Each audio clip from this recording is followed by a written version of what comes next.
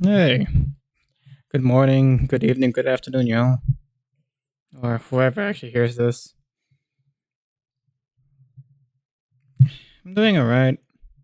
Actually, that's a bloody lie. Welcome to, I guess, episode 12 of Kaizen Mindset.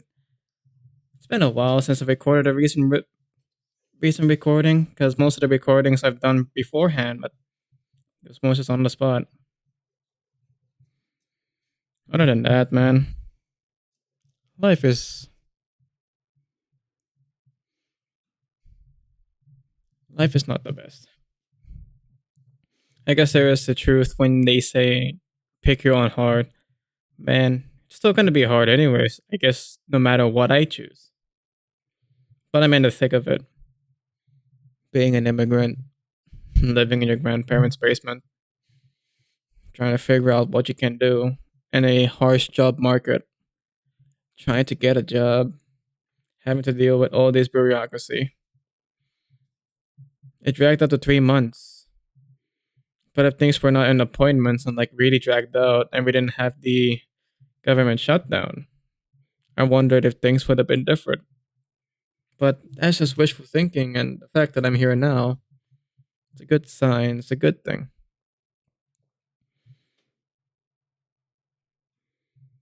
But it is demoralizing trying to find your footing and a place doesn't want to have you much longer. Doesn't feel like you're gonna get anything. Like sure, in the current present, we're always gonna say look forward to the future, but I'm stuck in the present, man. As of recording this, I'm in my grandparents' basement. I'm using as a office area, but I'm stuck in the present. There's nothing wrong with being prudent, looking forward. I get it. That's planning. But presently, I'm stuck. I feel stuck. I feel like I can't get what I need. I don't have what I need. I don't have a place for myself, a place to flat, a place to rent. They're old. They're old to the point that they have their own rhythms, they have their own systems. And me being chucked here, even though it's out of generosity, it's being overstayed. It's overstaying your welcome kind of thing. But because I don't have what I need to move forward, I'm stuck here. I don't rely on family either. I actually don't believe that will be the answer.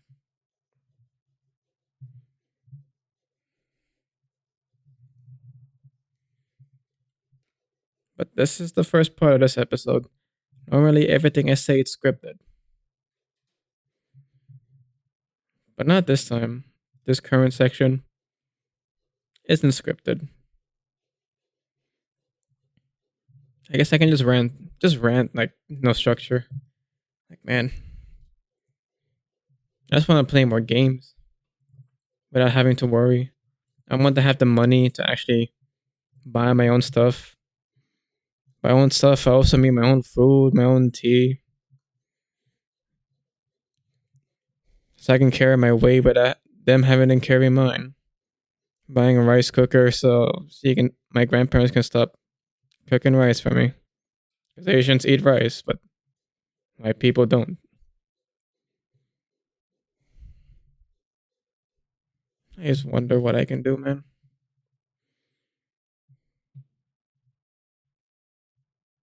I'm still moving forward, but I've been stagnant with working out. I've been stagnant recently. Haven't even been working out properly for like a whole week. Just three small workouts that I half-assed, and I don't even finish it. But today, like before recording this, I actually did a workout. I did mostly use running because my goal for today was mostly cardio. But it was going only 5 miles per hour and then after 3 minutes, go down to 2 miles per hour, like for a walk. And then after 2 minutes, 3 minutes of 5 miles per hour pace. I do not know how people use this, the pacing thing, but that's how I could describe it. Normally, I would like to go 6 miles per hour, but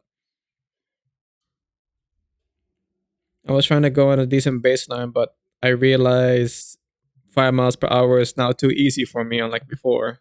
So that's actually a good flex. 5 miles per hour used to be something difficult, but now 6 miles per hour could be a new baseline. So I guess I'm moving forward. That's something to be proud of, I suppose. That is something to be proud of. My nutrition is not the best, but my nutrition is not the best. However, thanks to my grandparents' healthy eating habits, it's actually gotten easier to be healthy. It's easier to eat healthier because they're already healthy in their own right, their own respect. But I'm not the one cooking. I'm not the one like it, asserting my stance. I'm not the one cooking the food because sadly I don't really know how to cook the food, and that's my fault. It's my fault for not being the person that actually learns how to cook. Holding up my weight.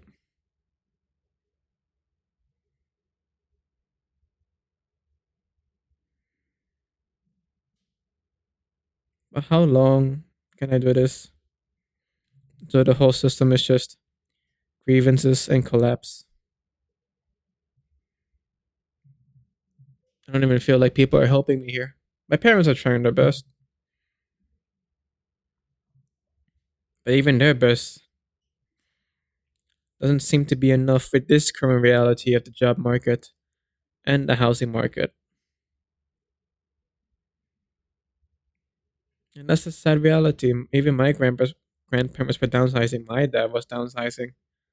Now we're down to one place.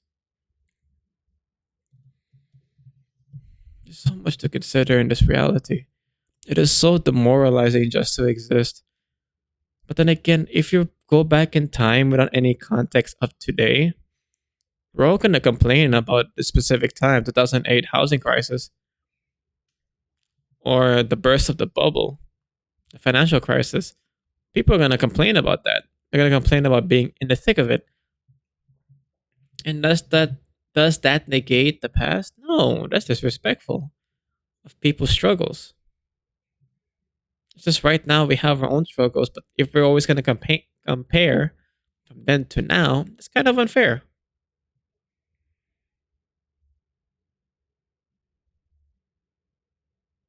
But this is my time. This is the situation I'm dealt with.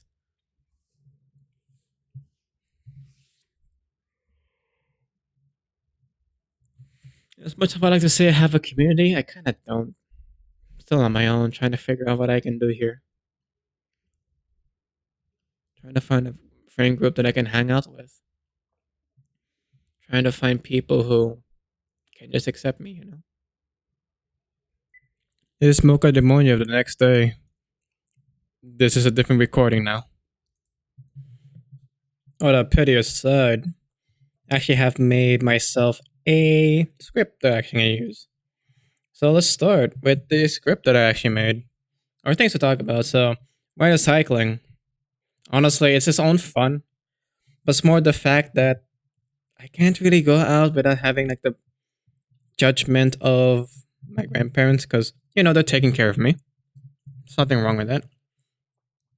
But it's more the fact because they're taking care of me, I am also their responsibility under their house. So they don't want anything to happen while I'm under their house. So to avoid winter cycling, also the fact that people don't understand that winter tires exist. It's not really their fault, but it's just something that is relatively new and it's not really well known because cycling is mostly like a kid's thing. Like, oh, you have no car, therefore you cycle, blah, blah, blah.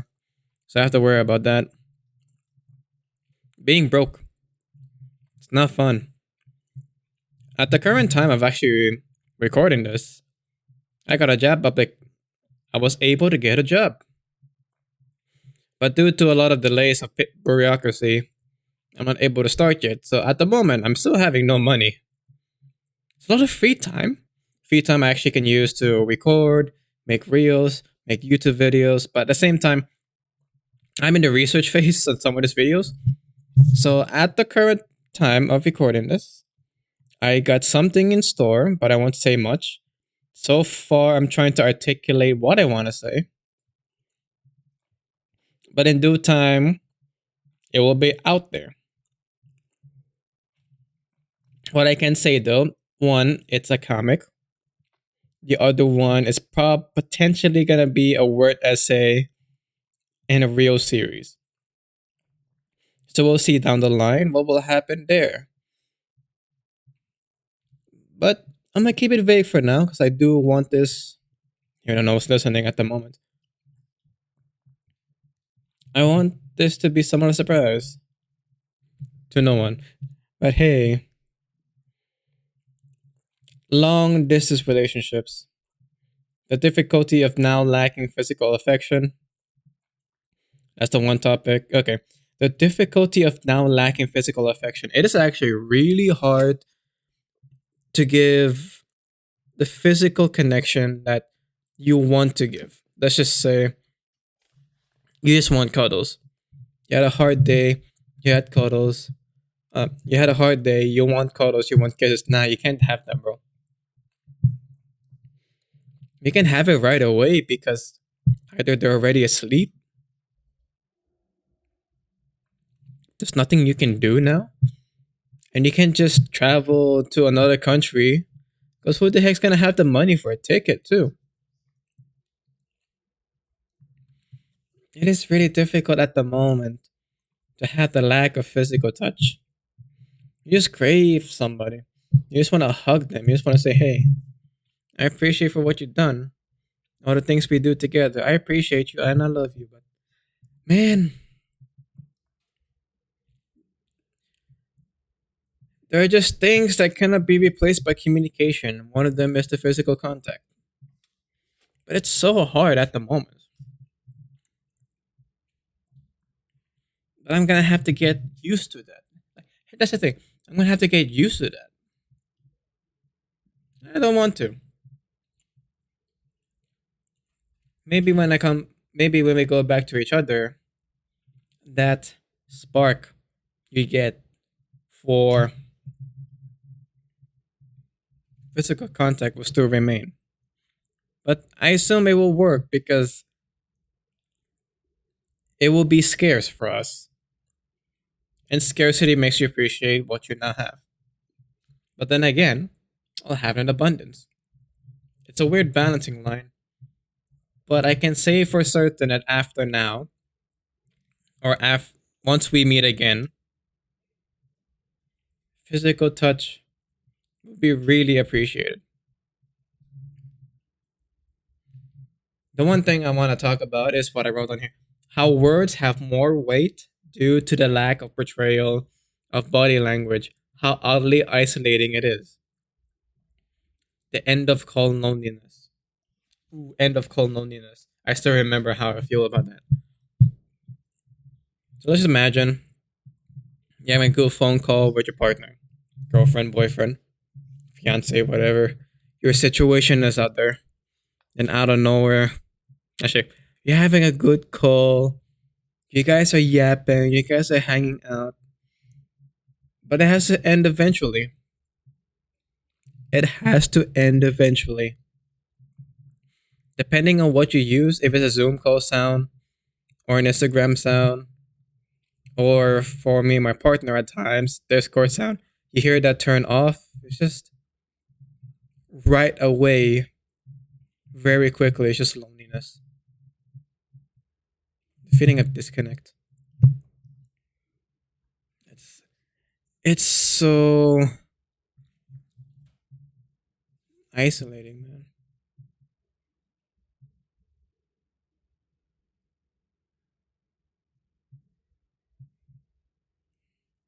It's so isolating. Anyways, pity aside. Like, I'm not here to be depressed again on a podcast. How words have more weight due to the lack of portrayal. You start to learn how to articulate emotions. Here's the thing: I am not qualified to talk about communication when I myself am struggling to speak at the moment in this podcast. But I want to try my best to articulate this simple concept that I have in mind. Calling someone one or long distance relationship forces you to be articulate in something that would be potentially taken for granted.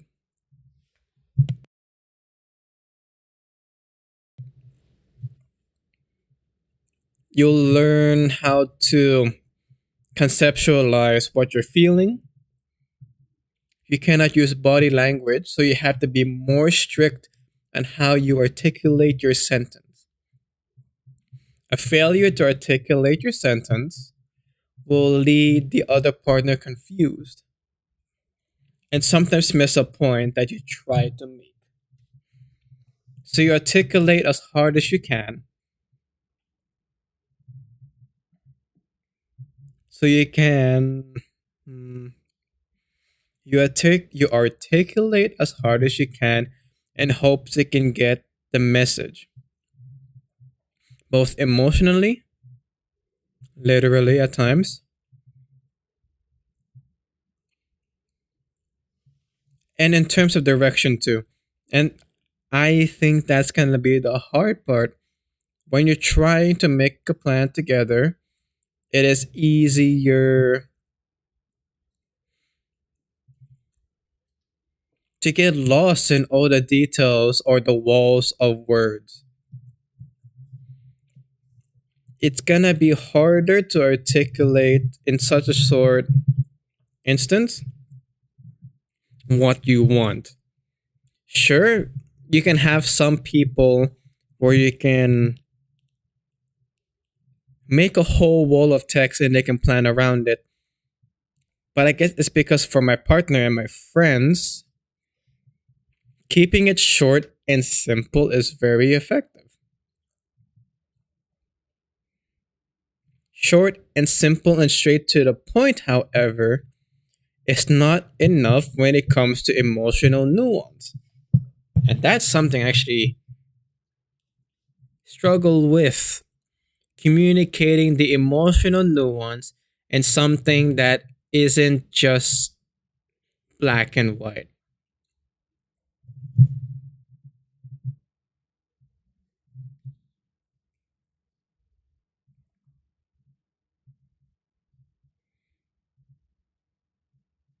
I lost my train of thought. Hold on. Hmm. In terms of communicating, I'm trying to learn as of now for like months. There's nothing wrong with being simple, but simplicity can work when the other person understands your language. Like you guys have a common code that has been developed, and having a straightforward communication will work when they also understand how you communicate or understand a specific code or lingo that can quickly conceptualize what you're talking about. It doesn't really work in terms of emotions because emotions are navigated. I won't say difficult, not even messy. It sounds disrespectful to say messy. Hmm. Because emotions are logically incoherent. I'm gonna use that word for now. It's not the best phrase. However, use that for now. Using a logical, quick description leaves out the nuance that comes with emotions. And it is difficult with long distance relationship to always be eloquent with words and portray the emotional nuance that makes sense to your heart and also makes sense to their language. It is not an easy battle. It is not an easy thing to do because once you learn someone's lingo, someone else's lingo will be extremely different as well. This will cause complications further down the line if you don't navigate around this with you and your partner, but it will be worth it, I believe, over time. This is what I believe with my situation right now, but just because I believe this is so doesn't mean this applies for every single one. Once again, it's nuance. Forgetting nuance creates neglect. And I believe in a saying.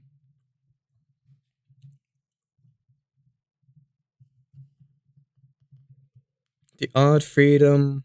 Next point. The odd freedom of living your mundane life together, but it's not living together.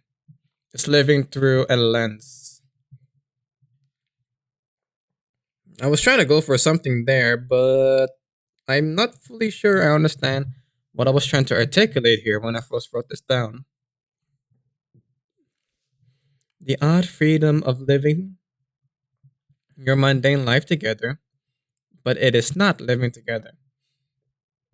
It is living through a lens, through a screen. It's probably a better way of saying this.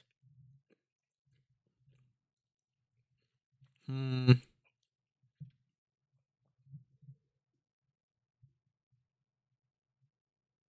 If an understanding of my words back then, or of anything, I don't really think it's gonna be anything.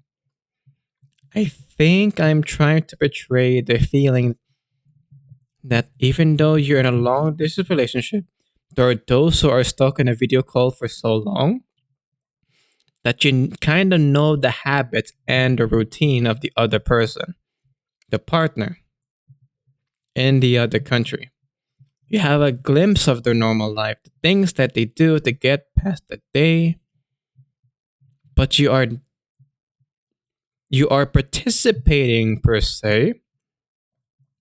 You are witnessing what's happening through a lens of the internet and the phone. It is still showing their mundane life,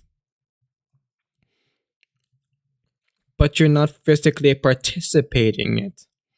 Therefore, it is real, but does it feel real? And what I mean by feel real, I don't mean emotionally. It does feel real to witness someone's life and be a part of it as they have your phone. But does it physically feel real? Reminds me of Cortana, where she can actually say that the sun is real. By data, the sun is real. But does it feel real? And I've been feeling that in my relationship where I know what she's doing.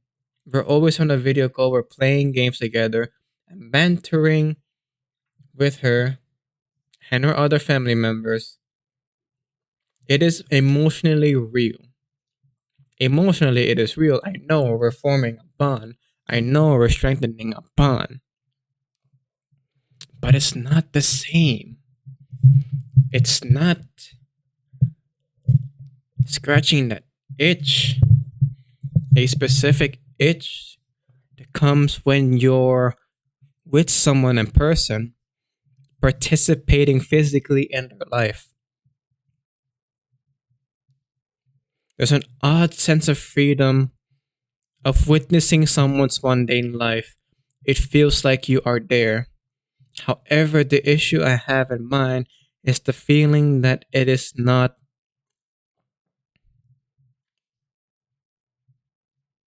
enough. You want more. You want to be there in person. You don't want to be a person on a phone. You want to be next to them as they go about their life. And by them, it also means me because I'm the one saying most of these things. I want to be there for my partner. I want to be there for my girlfriend. I want to be with her. But the only option I have right now is to a cell phone that uses the internet to call, as long as the services are allowed. But it still feels like you need to have a third thing, and a third thing is a phone. You remove the phone, you remove that third thing. It feels more intimate when it's in person, but it feels more meaningful, but it does not take away the meaning of all these efforts. It's a hard one. However, that's how I articulate it at the moment. Furthermore, in the future, this needs to be articulated where this makes sense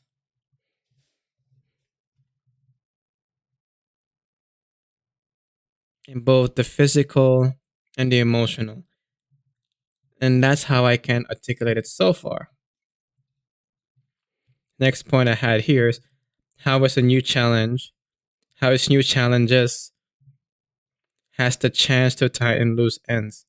How is new challenges has the chance to tie in loose ends. I was like going for that. It's pretty straightforward when you hear the sentence. But I feel like there's a whole narrative to make this work.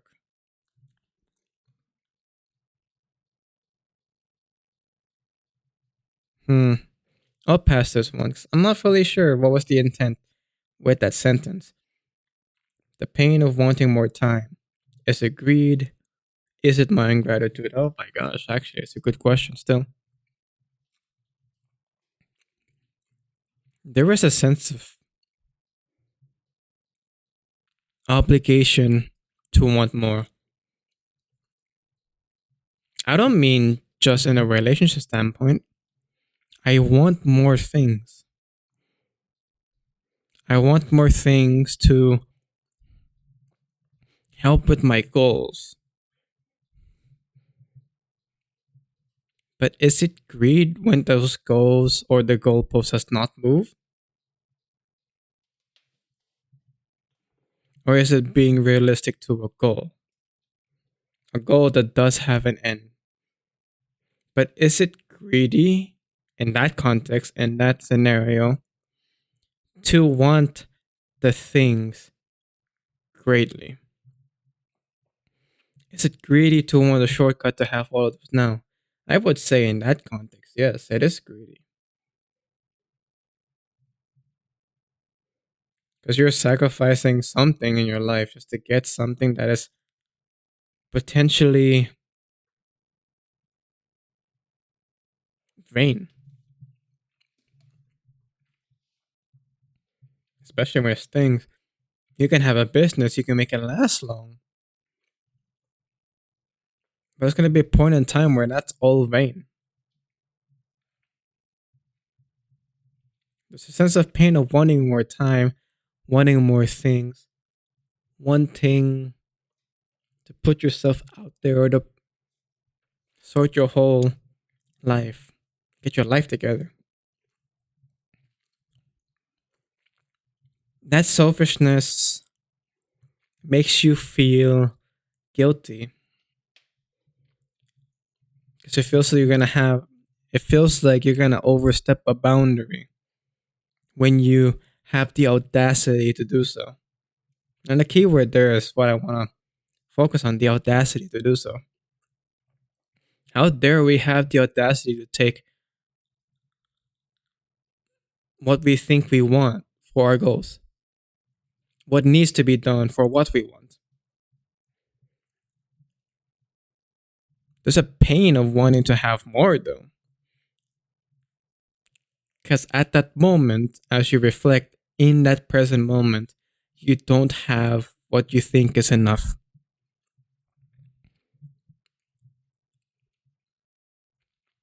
And you feel ungrateful for not having those stuff yet. You don't appreciate the moment to say, hey, I don't have it yet. And some people strive and strive and strive, not feeling fully content with the moment, not grateful enough to say, hey, it's a privilege to be tired for my goals, to have the sense of gratitude for just even grinding. I am a culprit of this too. When I go forward and forward and forward, I don't really take the time to say, hey, I'm alive. I'm actually having the privilege of actually being tired for what I want. It's a privilege to have that mindset. It's a privilege to actually be able to get the resources.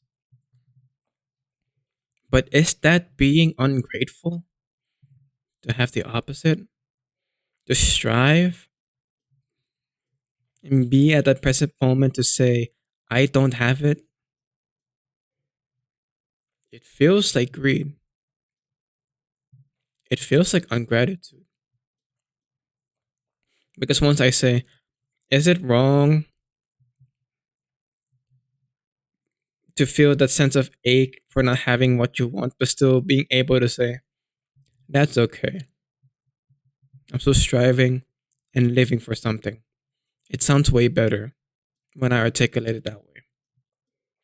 It's hard to feel it at the present moment as you think those thoughts. And that's something I could probably make an essay about to articulate more what I mean by that. Is it greed or is it my ungratitude? But for now, that's what I can articulate well. The hard part of trusting the process. Oh my gosh.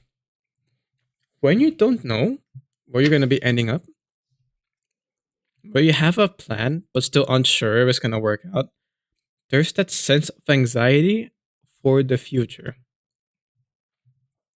That it is hard to focus on the present that could potentially help you.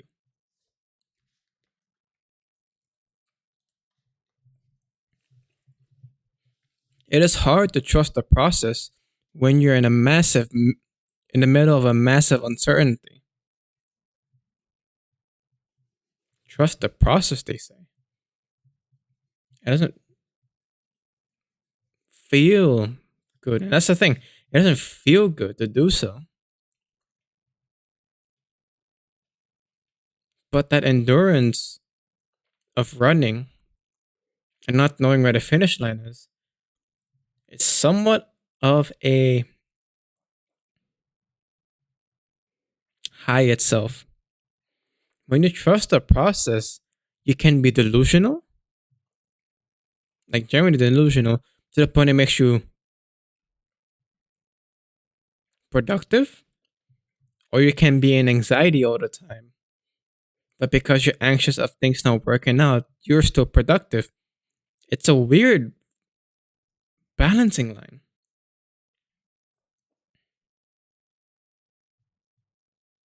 And I wonder if this is even healthy to have this weird obsession for the future. I guess if you take it too far, it's unhealthy. Wait, what was the first thing I said?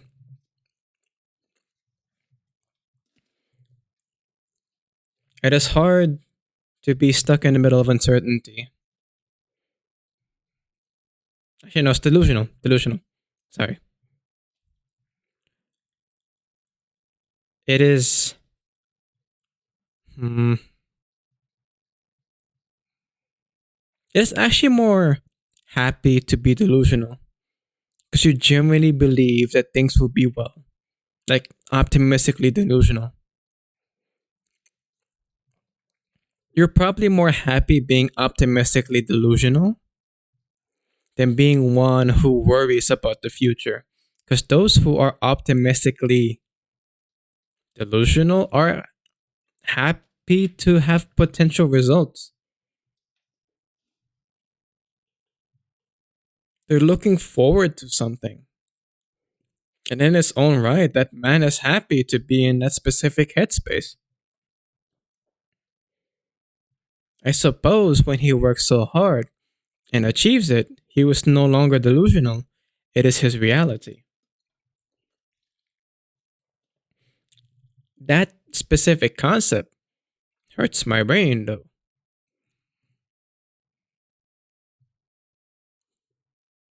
In a sense, I would rather be that than being so pessimistic that I work for nothing and then get something it's like, oh no, there is more things to worry about.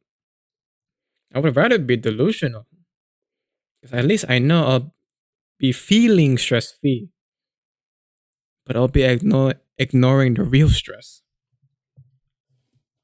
How much of a day is left not knowing? Huh? Having faith. How much of a day is left not knowing but having faith? Faith. I actually want to do a whole word essay on that. So for now, I won't comment on that because I feel like faith is something that I don't fully understand by heart. It's a word that I toss about so much. I think it probably lost its meaning in my heart. So I won't comment on that thing that I wrote down until I understand what faith is. The moral, the demoralizing aspect of it. I pretty much talked about that briefly. How impatience ruins the progress, and that's the thing. How impatience ruins the progress because you would tend to shortcut, only to realize you have more problems when you made a decision.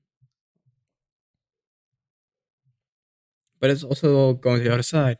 It's demoralizing knowing what you need to do to get what you want. It's demoralizing to realize that it kind of is a lone wolf thing. Everything relies on you, and even if you have subordinates, all the responsibility goes on you. It's demoralizing. It's demoralizing to trust the process because it's very blind, and you just want to know. You just want to be certain. We don't like uncertainty as human beings, and I get that, and I feel that too. I want to be certain of my trajectory as I go forward in this country. A country that seems to be crumbling down on its own, and even if I mention that country, everyone would say my condolences. I'm trying my best for myself, and people are angry about it. It's demoralizing to be in that position because you feel so powerless.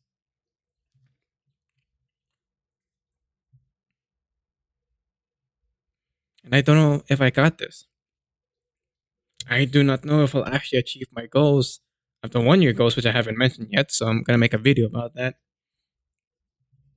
I'm saying that out loud to hold myself accountable, so I get things done.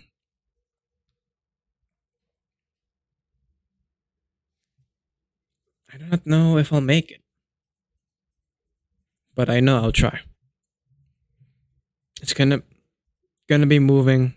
It's probably gonna be slow. I'm about to have a job, but I'll still keep moving forward. There are things I want to do in my life. I don't want to go to the grave and say, I want to go to my deathbed, about to die, and say, I haven't done the things I want to do. But I'll keep trying. I'll keep trying.